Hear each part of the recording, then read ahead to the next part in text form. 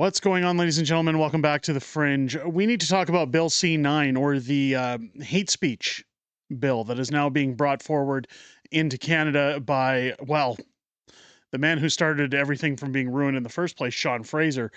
When we talk about Sean Fraser and we talk about what's happening, a lot of people are misunderstanding because they tried to dress this up to say, first, it's an online harms act. It's going to save your children. It's going to protect them from online harassment, bullying. They always try to dress it up and say that it's for our own good. Does that sound familiar? What's really alarming is this could potentially be the end of YouTube for political commentators.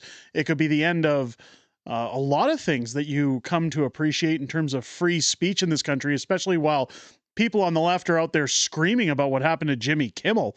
What's going to happen in Canada? Well, they're silencing everybody. We're going to get into how they used the death of Charlie Kirk as a platform to essentially push their latest narrative in the House of Commons. Like I said, it could mean the end for everybody. We're just going to move over here to old Twitter. Bill C-9, combating hate act. Parliament just introduced Bill C-9. It's got some interesting elements. Here's what's inside and why you should be concerned. As we scroll down, it kind of gives the layman's terms. 1, no more AG oversight. Removes the Attorney General's consent for hate speech prosecutions. Translation, prosecutions can now move ahead without a political safeguard. Very dangerous. 2, symbol bans. Looking at you, meme guys. So here we go. Here's where we start censoring people's ability to express themselves online. Criminalizes public display of certain symbols. Bad guy from WW2 stuff. Terrorist group emblems. Now, they use that to dress it up again and say that they can't do this, but you could be silenced over, as it says above, memes. Or if you compare Justin Trudeau to well, the funny mustache man from World War II. I know. See, this is the problem. You can't say certain things. I know other channels say them, folks, but when you do say them, if you don't know how YouTube works, it actually shoves your video down. They start saying that it isn't advertiser friendly, so don't recommend it to people. I want people to get this news, so I'm going to try and be very careful on this video to make sure that the information gets to you. Even similar looking symbols can land you in court, leaving it wide open to interpretation. And that's the biggest thing, that there is no strict definition of what is considered a symbol ban, but it has a max of 2 years in prison. New hate crime offense. Any hate crime or any crime becomes a hate crime if alleged to be motivated by hatred, race, religion, language, gender, age, disability, gender ID, etc. Punishments escalate up to life in prison, subjective and wide open for abuse. Restrictions around religious and cultural sites. So when you think about all the Palestinian protests that are going on, when you think about people's frustrations as those protests are mounting, you're not allowed to say anything about it now. And many people in the Jewish community will say, well, that protects the Jews from persecution. Not necessarily, because again, it's open to interpretation. It's rules for thee, not for me. Makes it a crime, 10 years maximum, to intimidate or block access to churches, community centers, cemeteries, schools, and daycares. Sounds fine. But what about the protests that happen somewhere near one of these sites? It's very much a gray zone. So that's what I was talking about. Rules for thee, not for me. You know that's going to be abused. Property seizure. And this is one of the big points. I've always said that you never own anything in Canada. You buy your house, you pay off your property, you don't own it. Try not paying your property taxes and see what happens. Anything used in an offense can be confiscated. Yes, including your computer or device for a meme, as laid out by what this is saying. And again, when you compare it to the actual bill, and I will show the receipts for that, it seems to line up. Sound like a good thing? These are definitely some of the areas of concern. Bill C-9 gives the state sweeping new powers under the banner of hate. Oversight gone. Definitions vague and wide open for interpretation. Penalties are extreme. Free speech and protest rights are at risk. It's being sold as combating hate. Again, they've brought this up in the wake of Charlie Kirk's assassination, but in practice, it could silence dissent, chill journalism, and weaponize the criminal code against critics. But they never do that, right? The government would never abuse those rights. So, of course, it says don't let it fly under the radar. First comment, so it's England Part 2. And the government is looking for total control over the people instead of working for the people. Got it. This is the big problem as we get into this. Because what you're starting to see is, much like Bill Maher says here, that this is, especially under Charlie Kirk, Yukon Strong tweets it out perfectly. As of today, the Liberals tabled a hate crime bill. Who's the arbiter of what is, quote, hateful? I assure you the bar will side to the point where you aren't allowed to criticize the left about anything ever. It's not even about right, left, good, bad. It's, Bill Maher says it here, it's not hate speech, it's speech they hate. It's going to be weaponized. Listen to what Bill Maher says here, relating to Charlie Kirk. Here's the ultimate irony, though. Charlie Kirk said, hate speech does not exist legally in America. By the way, I've always been on the same page. Look at the tapes over the decades. This has always been my thing. I never believed in the concept of hate crimes or hate speech. It's a thought crime. We didn't used to have it. They changed it, the liberals. And, you know, so I've always been what I think, doesn't matter what side. Hate speech does not exist legally in America, says Charlie Kirk. There's ugly speech, there's gross speech, there's evil speech, and all of it is protected by the First Amendment. Keep America free. So Canada needs something similar. We don't have a First Amendment. We're supposed to have the Canadian Charter of Rights and Freedoms, but we saw what happened to that during the trucker convoy when the government swept that under the rug and said, well, you know, we're going to deem this as a hateful, violent protest, even though it was just people in their trucks, even though they were willing to move their trucks out of the way and work with the city. Nope, we're going to invoke the Emergencies Act. We're going to bring in horses to stomp on people. We're going to shoot tear gas at citizens and reporters on the ground, just to get them out of here. This is your government hard at work, folks. Hard at work. Let's take a look further over at Grok, because I've asked it now, what is the impact on political YouTubers? Now, it goes through to scroll everything about Bill C-9, criminalizing hate propaganda more explicitly, hate crime enhancements, symbol bans, advocacy for, well, other things. I'm watching my language on this one, folks, specifically. I want this out there. If you're enjoying this, please give a comment, a like, a thumbs up, share it out on your socials. If you're ever going to share a video on this platform, this is the one to share. This has to be shut down. It goes on to say the bill does not retroactively apply to past actions and emphasizes charter protections for freedom of expression. If passed, likely in late 2025 or 2026, given the parliamentary timeline, it could affect upon royal assent, with the government expected to issue guidelines on enforcement. So here's the potential impact on political YouTubers. You're going to see channels like this fade away. Anybody you watch, Northern Perspective, Moose on the Loose, this channel, The Pleb, they're all going to go away. Given the fact that these videos are made from our homes, when we talked about seizure of property, technically the government could come in and say, we're going to take your laptop, we're going to take your lights, your camera, your microphone, we're going to take you to jail, but we're also going to take your home. At least that's vaguely how it's outlined so far. Political YouTubers, creators who discuss politics, current events, ideologies, or social issues could face indirect but significant effects from Bill C-9, primarily through the heightened scrutiny on content that borders on hate speech. Unlike direct platform regulations, for example, Bill C-11's focus on algorithms. So in Canada, they have, this is where I've said that videos get pushed down, they get censored. Canada introduced Bill C-11, if you're watching from the United States or anywhere else around the world, that essentially said that if it's not Canadian content or verified news, it gets shoved down in the algorithm. It's harder to find. VPNs do nothing about this, folks. It's what's broadcast to Canadians. It's so that they can silence people for talking negatively about them, and that's why you see operations like the CBC or the Clown Broadcasting Corporation, which gets government subsidies, with their views so high, while other channels are struggling just to get a few people to check them out sometimes, in comparison. I'm certainly not, saying anything about the views that we get on this channel. It says that this bill specifically now targets criminal liability under the criminal code, potentially influencing self-censorship, platform policies, and legal risks.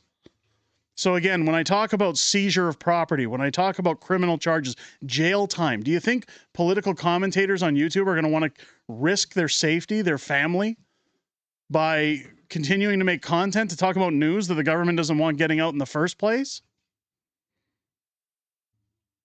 So here's the first problem: increased risk of criminal charges for extreme content. How it affects them. YouTubers producing partisan or controversial political commentary, for example, critiquing immigration policies, identity politics, or religious extremism. Again, who determines that? Please let me know. Might inadvertently cross into willfully promoting hatred if their rhetoric targets projected groups in a way that are deemed to incite violence or vilification. For instance, repeated use of derogatory stereotypes about Muslims, Indigenous peoples, the alphabet community could trigger investigations, etc. So even me saying the alphabet community there, that would classify under this bill as that they could use that as hate speech. Just because I don't want to sit here citing an acronym. If I criticize the government, if I say their immigration policy is out of whack, that they have the doors open, they're just letting them in, that our security is at risk, that our jobs are being taken away, you could lose everything. There's no definition of what is considered hate speech. I'm not advocating for people to be bullied online, to be mistreated, to be racially downtrodden, but what we're talking about here is silencing the freedom of expression. I'm curious where all the lefties again are that were criticizing Jimmy Kimmel's release from ABC Disney, which, by the way, was a lot deeper than what he said. It was more down to brass tacks and their bottom line. And his refusal to apologize, by the way, and commitment to go even harder against the government. Where are all those lefties now saying, well, hold on.